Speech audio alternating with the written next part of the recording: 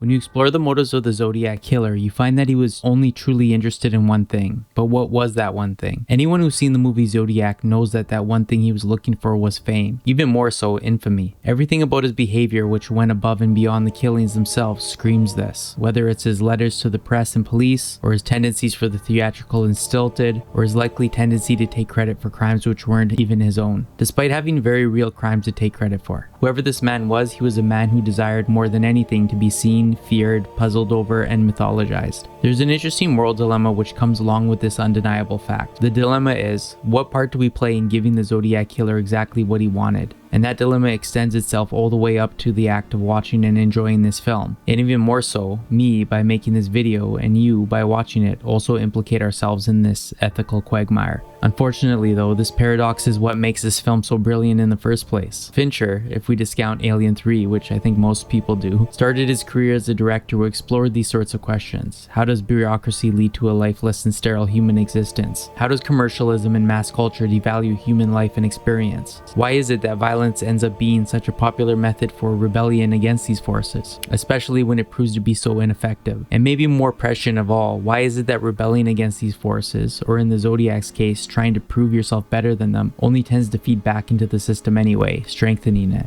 Zodiac is a culmination of these early Fincher themes. More importantly, it's a maturation of his methods. Zodiac shows all the visual and technical flair that Seven and Fight Club did, but all of it is reined back in intensity so as to be in perfect service to the story being told. There's no voiceover here telling us what the themes of the film are, like there was in Fight Club. And the Zodiac Killer, unlike John Doe, is in no position to do likewise from the backseat of a police cruiser. This is a film where everything which can be derived from it is baked artfully within its rich and lived-in world. Northern California, San Francisco especially, is rendered uniquely well. Shots, interiors and exteriors are always filled with enough extras to not only keep the shot alive, but to also express one of the main themes of the film, the anonymity of modern society. This anonymity is what allows the Zodiac Killer to commit his crimes, as he can pick out any stranger out of millions in order to victimize, and few would see it coming. Likewise, after any crime, he can simply disappear back into the crowd. San Francisco becomes a place where any person can be a potential victim, and also any person can be the potential perpetrator. Fincher establishes this artfully with shots as direct as an overhead one which follows a cab through the city, to less flashy moments, dialogue scenes with figures walking to and fro in the foreground, to figures busy at work or travel in the back. Only in an urban environment could a killer like this flourish. We've seen that in Seven, and we also seen it in Fight Club, where an entire secret society draws its members from those dissatisfied in the urban sprawl and continues to exist undiscovered because of that very same sprawl. The mechanics of society which John Doe was disgusted by, and which the narrator in Fight Club tried to find refuge from, are the very same mechanisms which the Zodiac uses for his own self-aggrandizement. The mass media becomes a mechanism to make his crimes known. This would have been true even if he had never contacted them, but through sending them messages in occult ciphers, he created both an aura as well as a motivated interest in him. Everyday citizens not only become concerned with the story and how it develops, but some of them even become active participants in the case, using their skills and fascination in order to help. But all of this only feeds into the killer's sense of self-importance. Where the press and the reading public contribute to the killer's fame, the police contribute to the perception of his genius, or at least competency. Unlike John Doe in Seven, who was a mustache-twirling supervillain, the Zodiac Killer was a lot less impressive, though he only needed to be impressive enough to not get caught in order to establish a legacy for himself. The police, in failing to catch him, only contribute to this legacy, especially considering that one of the cops involved, David Toshi, played by Mark Ruffalo in the film, was already famous enough to be the loose inspiration for the main character in Bullet, before the Zodiac killings even started. The gap between how things work in entertainment and what they truly are in real life is another subtle theme in the film. Just like Zodiac is no John Doe, Toshi, who I'm sure was an impressive investigator, was no Bullet. And this element of entertainment is also relevant to his legacy. While the Zodiac Killer was busy evading capture,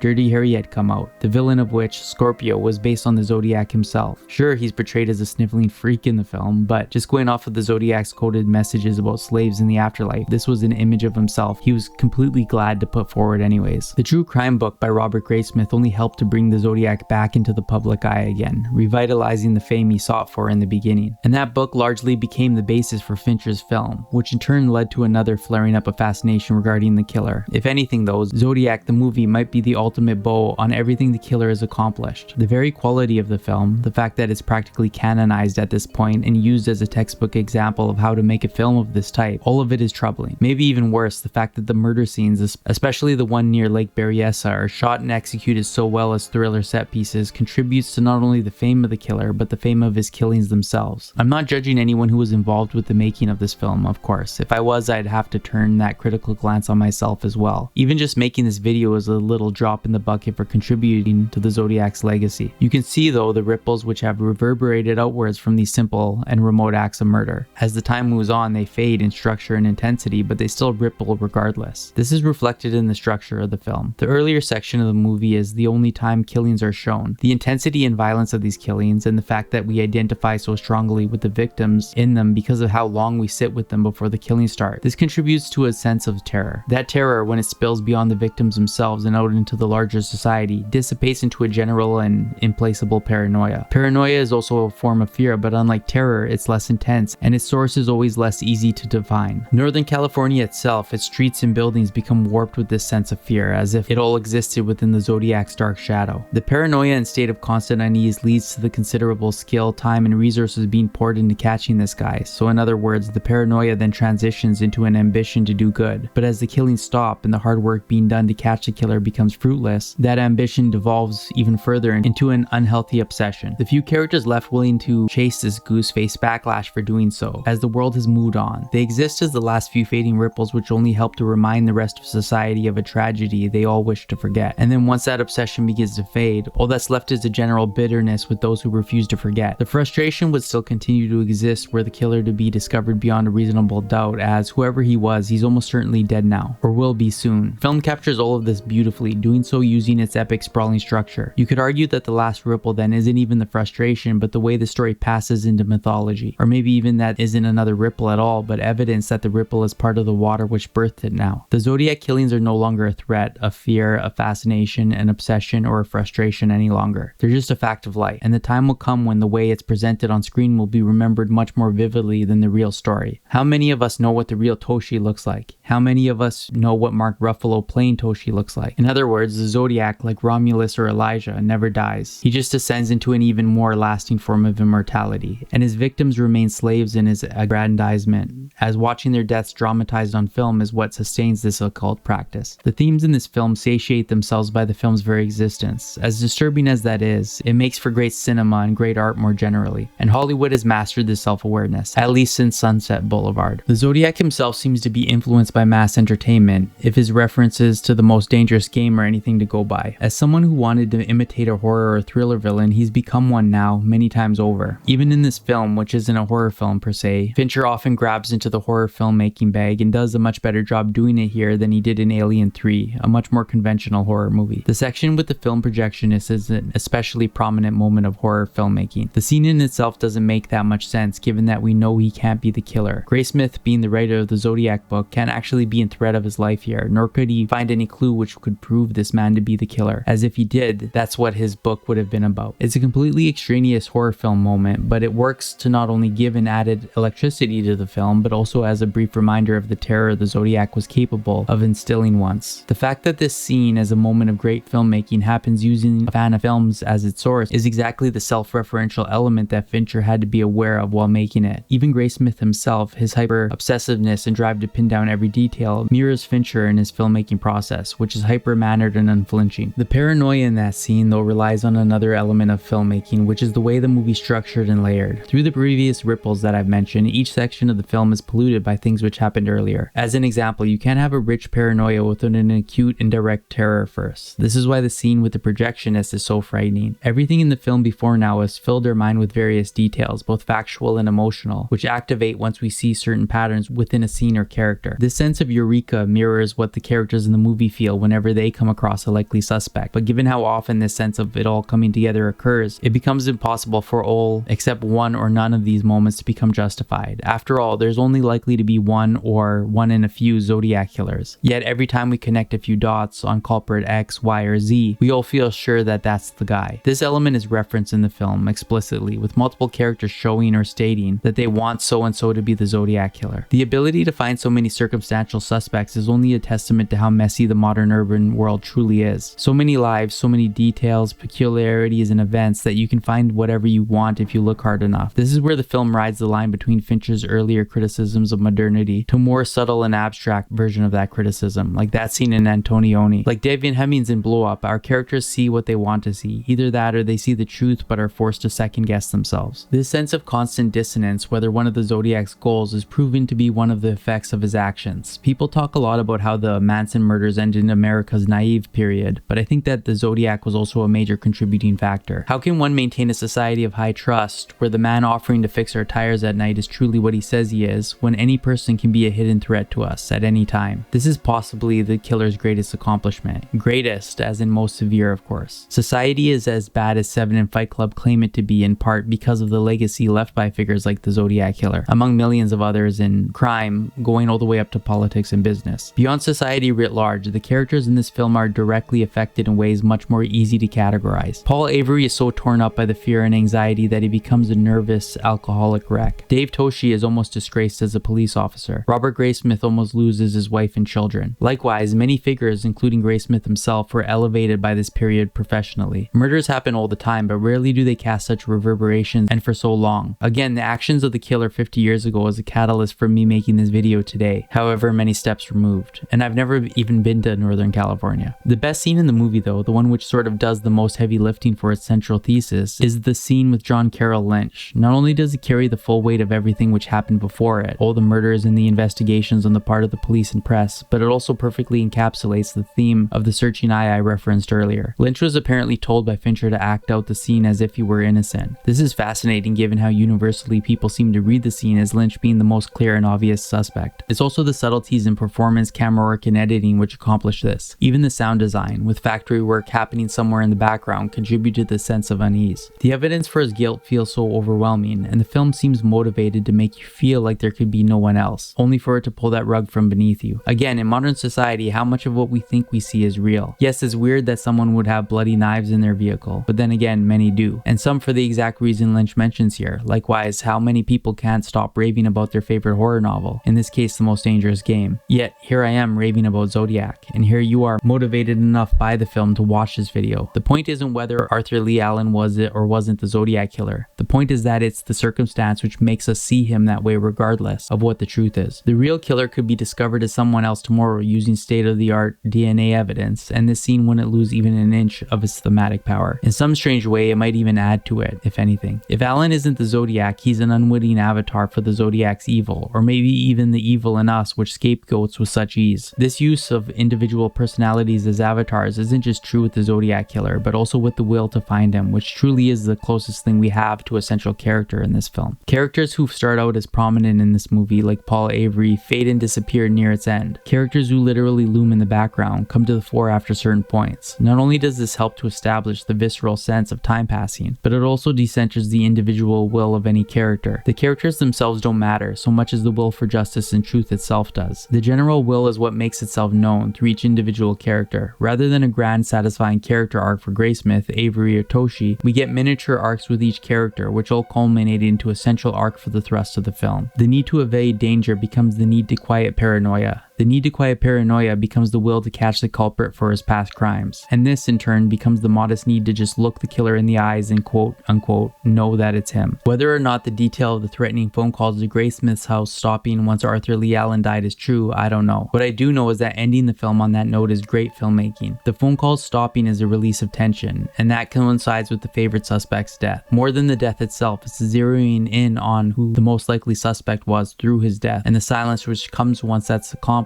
which is so important to the themes of the film. Evil, when it can't be identified by anything other than the shadow it casts, is intolerable. Everything about our world feels colored by it. What offers solace isn't even the end of that evil, which few of us ever expect anyways. It's being able to identify it, categorize it, and look on it from afar, which is the closest thing we have to resealing Pandora's box.